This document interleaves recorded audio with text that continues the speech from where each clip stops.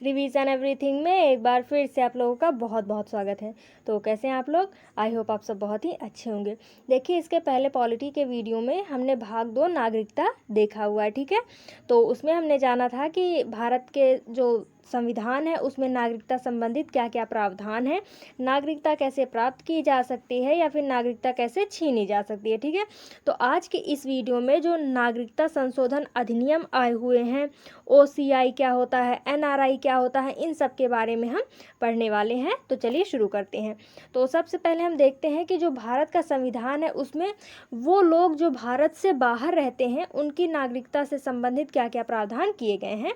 तो देखिए, सन 2000 में ML सिंघवी समिति ने भारतीय मूल के लोगों के संबंध में अध्ययन करके कुछ सुझाव दिए हुए हैं। तो यहाँ पे ये समिति को याद रखिएगा, ठीक है।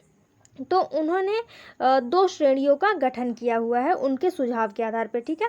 पहला है PIO यानी पर्सन ऑफ इंडियन ओरिजिन। इसका जो गठन है वो सितंबर सन 2000 में किया गया। और दूसरा है OCI। इसका क्या मतलब है? Overseas citizen of India. ये 2005 में लाया गया हुआ है। और अब ये PIO या फिर OCI ये सब क्या होते हैं, इनके बारे में हम यहाँ पे देखते हैं। तो सबसे पहले हम NRI के बारे में देखते हैं। NRI का फुल फॉर्म होता है नॉन रेसिडेंस इंडियन। ये अप्रवासी भारतीय हैं। ये उन लोगों को कहा जाता है जब कोई भारतीय नागरिक 183 दिन से अधिक भारत से बाहर रह रहा हो, अब वो चाहे पढ़ाई के लिए गया हो या फिर नौकरी के लिए, ठीक है। इनके पास जो भारत के नागरिकों के पास सारे अधिकार होते हैं वो सारे अधिकार NRI के पास होते हैं। ये समझिए ये हमारे ही लोग हैं, ठीक है। NRI, ठीक, अप्रवासी भारतीय। फिर दूसरा है PIO जो कि सन 2002 में लाया गया था। इसका फुल फॉर्म है पर्सन ऑफ इंडियन ओरिजिन। जिनके दादा दादी, नाना नानी, परदादा दादी, पर नाना नानी या फिर इनके जो पूर्वज हैं अगर वो भारतीय रह चुके हैं लेकिन उन्होंने जो भारत की नागरिकता है वो त्याग कर दी है, उसका त्याग कर दिया है, वो सब यही कहलाएंगे क्या? PIO यानी पर्सन ऑफ इंडियन ओरिजिन। यानी कि जो उनका ओरिजिन है वो भारतीय ही है, ठीक। फिर अगला है OCI। ये 2005 में लाया गया। इसका फुल फॉर्म क्या है? ओवरसीज सिटीजन्स ऑफ इंडिया, ठीक है। ये खुद भारतीय थे। इसके पहले जैसे देखा हुआ है PIO में कि इनके दादा दादी, नाना नानी, इनके पूर्वज भारतीय थे, लेकिन जो OCI है इसमें ये खुद भारतीय होते हैं और ऐसे भारतीय जिन्होंने भारत की नागरिकता त्याग दी हो, ठीक है। और वर्तमान में इसी में PIO को भी शामिल कर दिया गया है सन 2015 में। कहने का क्या मतलब है? इसके पहले PIO और OCI दोनों अलग अलग होते थे लेकिन 2015 में दोनों को मर्ज कर दिया गया। क्योंकि भाई बात तो वही है, चाहे आपने नागरिकता छोड़ी हो चाहे आपके दादा दादी ने नागरिकता छोड़ी हो, है ना। तो 2015 में दोनों को अलग कर दिया गया है। तो सन याद रखिएगा, PIO 2002 में जोड़ा गया, OCI 2005 में, और इन दोनों को मर्ज कर दिया गया 2015 में, ठीक है। NRI वो लोग जो भारतीय नागरिक हैं लेकिन बाहर रह रहे हैं, और OCI वो लोग जो भारतीय मूल के हैं जिनका संबंध भारत से है लेकिन उन्होंने भारत की नागरिकता त्याग दी हुई है, ठीक है। अब OCI श्रेणी के बारे में कुछ और चीज़ों के बारे में अगर हम जानकारी लें तो हमें पता चलता है कि बाहर किसी अन्य देश में व्यक्ति से अगर किसी ने विवाह कर लिया है तो 2 वर्ष पश्चात उसे OCI कार्ड मिल जाएगा, ठीक है। इसका कहने का क्या मतलब है कि मान लीजिए कोई भारतीय पुरुष या महिला से शादी करने वाला कोई दूसरे देश का पुरुष या महिला है लेकिन शादी के 2 वर्ष हो गए हैं, यानी कि जो OCI कार्ड होता है वो शादी के 2 वर्ष बाद ही मिलेगा। उसके अलावा ऐसा कोई क्षेत्र जो 15 अगस्त 1947 के बाद भारत का हिस्सा बना है उसके जो रहने वाले व्यक्ति हैं उनको OCI कार्ड दे दिया जाएगा। देखिए, OCI कार्ड देने का मुख्य अर्थ क्या है कि हमारे यहाँ बहुत सारे ऐसे लोग थे जो बहुत धनवान थे लेकिन उन्होंने भारत की नागरिकता त्याग दी।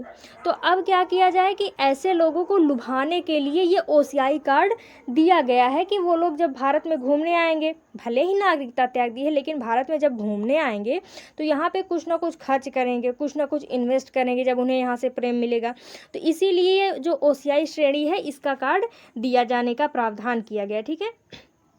ओसीआई कार्ड उनको प्राप्त होता है जो व्यक्ति भारतीय मूल के होते हैं, परंतु ओसीआई कार्ड धारकों के पास भारतीय नागरिकता नहीं होती है। जैसा कि हमने पहले भी देखा हुआ है, ये भारतीय मूल के हैं लेकिन इन्होंने भारत की नागरिकता त्याग दी हुई है। तो एनआरआई और ओसीआई में क्या अंतर होता है? तो देखिए, जो एनआरआई होते हैं वो भारतीय मूल के होते हैं, लेकिन ओसीआई भारतीय मूल के नहीं होते हैं, यानी कि ये नागरिक नहीं है। ठीक है। जो एनआरआई होते हैं इनके पास जीवन पर्यंत वीज़ा होता है, यानी कि ये कभी भी भारत आ जा सकते हैं क्योंकि हमारे अपने लोग हैं।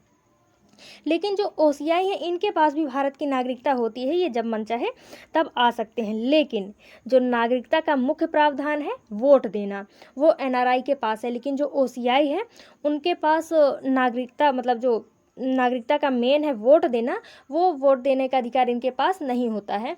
उसके साथ साथ ये लोग कृषि योग्य भूमि भी भारत में नहीं खरीद सकते। ठीक है।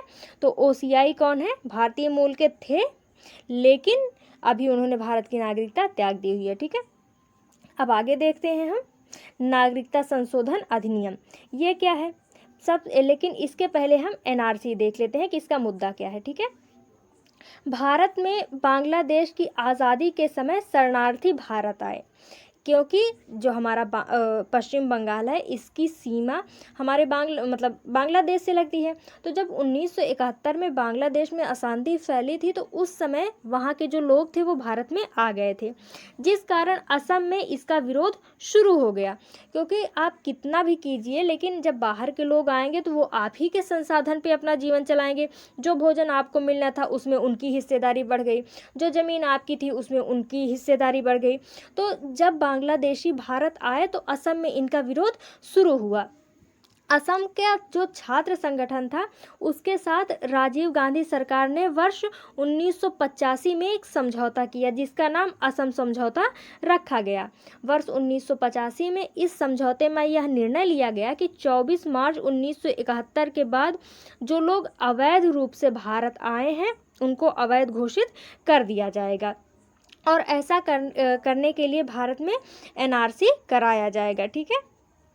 तो उस समय क्या हुआ था कि ये मेन डेट 24 मार्च 1971 है, क्योंकि इसके पहले बहुत ज़्यादा अशांति नहीं फैली हुई थी। इसके बाद अशांति जब फैली तो लोग भारत में अवैध तरीके से घुसे। ठीक है। और उसी के कारण एनआरसी लाया गया। फिर अब आगे क्या है हैं, एनआरसी क्या है? तो एनआरसी का जो फुल फॉर्म है वो है नेशनल रजिस्टर ऑफ सिटीजन्स। यह भारतीय नागरिकों का एक आधिकारिक दस्तावेज है जिसमें भारत के सभी नागरिकों का रिकॉर्ड होगा, और इसे सन 1951 में लाया गया था, और उसके बाद आज भी इसमें संशोधन किए जाते हैं। और इसी में एक संशोधन हुआ, नागरिकता संशोधन अधिनियम 2019, जिस पे बहुत ज़्यादा बवाल हुआ था। इसमें समस्याएं क्या थी उसके बारे में पहले हम देख लेते हैं। देखिए, जो CAA था यानी सिटीजनशिप अमेंडमेंट एक्ट, इसमें जो नागरिकता ये देने का प्रावधान था। ध्यान रखिएगा, इसमें नागरिकता लेने की कहीं बात ही नहीं करी गई थी, बल्कि इसमें नागरिकता देने का प्रावधान किया गया था। इसके माध्यम से 6 धर्मों को धार्मिक रूप से पीड़ित अल्पसंख्यकों को भारत की नागरिकता प्रदान करने की बात कही गई थी। और वो 6 धर्म कौन कौन से थे? तो हिंदू, सिख, ईसाई, जैन, बौद्ध और पारसी, जो कि 3 देश से आए हुए थे। और ये कौन कौन से थे? तो बांग्लादेश, पाकिस्तान और अफगानिस्तान। समस्या यहाँ पे यही शुरू हुई कि जो ये 6 धर्म थे इसमें मुस्लिम का जिक्र नहीं किया गया था। लेकिन मुख्य बात ये थी कि इसमें क्या कहा गया था कि धार्मिक रूप से पीड़ित अल्पसंख्यकों के लिए। आप ध्यान दें कि जो बांग्लादेश, पाकिस्तान और अफगानिस्तान है, यहाँ पे मुस्लिम माइनॉरिटी में नहीं है, यहाँ पे वो अल्पसंख्यक नहीं है, इसीलिए इसमें मुस्लिमों की बात नहीं की गई थी। और इसी के चक्कर में बहुत सारा बवाल हो गया था। जबकि देखा जाए तो जो लोग अपने यहाँ माइनॉरिटी में नहीं है, संभवतः उनके साथ ऐसा कोई भी दुर्व्यवहार या धार्मिक रूप से वो लोग पीड़ित नहीं होते हैं। ठीक है। तो इसीलिए यहाँ पे समस्या हो गई थी कि जो मुस्लिम है उनका नागरिकता छिन जाएगी, जबकि इसमें ऐसा कुछ नहीं कहा गया था, बल्कि जो CAA था वो नागरिकता देने का प्रावधान था। ठीक है। तो फिर अब आगे क्या है, नागरिकता किसको दी जाएगी इसके माध्यम से, तो यदि वो व्यक्ति जो 31 दिसंबर 2014 के पहले भारत आए हुए हैं उन्हें बिना किसी कागजी कार्रवाई के भारत की नागरिकता प्रदान कर दी जाएगी। और यदि वे 31 दिसंबर 2014 के बाद भारत आए हैं तो 5 वर्ष भारत में निवास करने के बाद उन्हें भारत की नागरिकता दे दी जाएगी।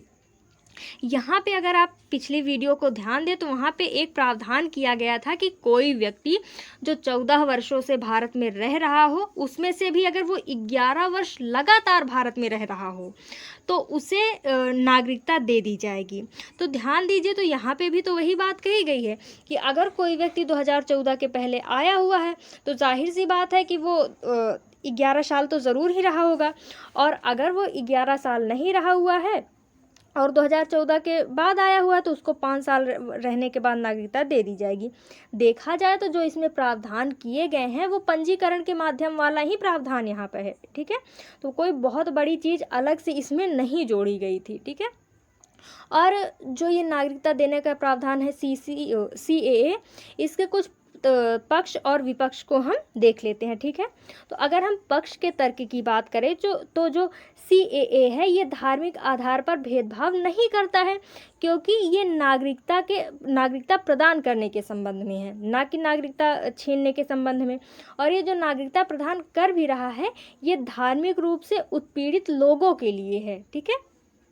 और अगला क्या तर्क है कि मुस्लिम इन तीनों देशों में बहुसंख्यक है, इसलिए यह भेदभावपूर्ण नहीं है।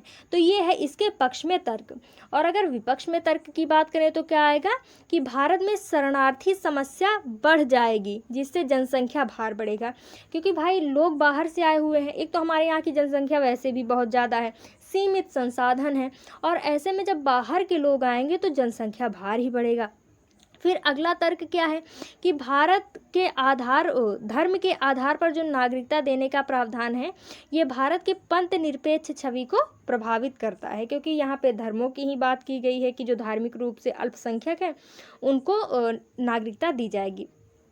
फिर अगला क्या है कि ये धार्मिक भेदभाव करता है, क्योंकि हमारा जो अनुच्छेद 15 है उसमें कहा गया है कि किसी के भी धर्म, जाति, लिंग के आधार पर भेदभाव नहीं किया जाएगा, तो ये उसके भी विरुद्ध है। लेकिन अगर इसी के तरीके से हम पक्ष की बात करें तो जो हमारे पास समानता का अधिकार है अनुच्छेद 15, ये भारत के नागरिकों के लिए है, ना कि विदेशी नागरिकों के लिए या फिर अप्रवासियों के लिए जो भारत के निवासी नहीं है, ठीक है। तो उस हिसाब से भी ये इसका पक्ष में आ जाता है, ठीक है। फिर अब आगे क्या है कि जो CAA है ये मौलिक अधिकारों का उल्लंघन नहीं करता है, क्योंकि जो मौलिक अधिकार है ये भारत के नागरिकों के लिए है, जबकि जो CAA है ये भारत के बाहर के जो लोग हैं उनको नागरिकता देने का प्रावधान करता है। और अगर CAA लागू होने की हम बात करें तो ये 11 दिसंबर 2019 को लागू हो गया। आई होप कि आपको ये NRC, CAA और नागरिकता संशोधन अधिनियम समझ में आया होगा और आपके एग्ज़ाम में हेल्प करेगा। इसके साथ साथ हम आप लोगों को एक बात और बताना चाहते हैं कि हमारी एक और चैनल है लक्ष्य लर्निंग लाइब्रेरी। तो वो जो चैनल है उसमें बहुत सारे मोटिवेशनल वीडियोस डाले जाते हैं जो आपको बहुत ही ज़्यादा पसंद आएंगे। तो उसका जो लिंक है वो हम डिस्क्रिप्शन में दे देंगे। आई होप कि आपको वो भी हेल्पफुल रहेगा। मिलते हैं नेक्स्ट वीडियो में। Thank you.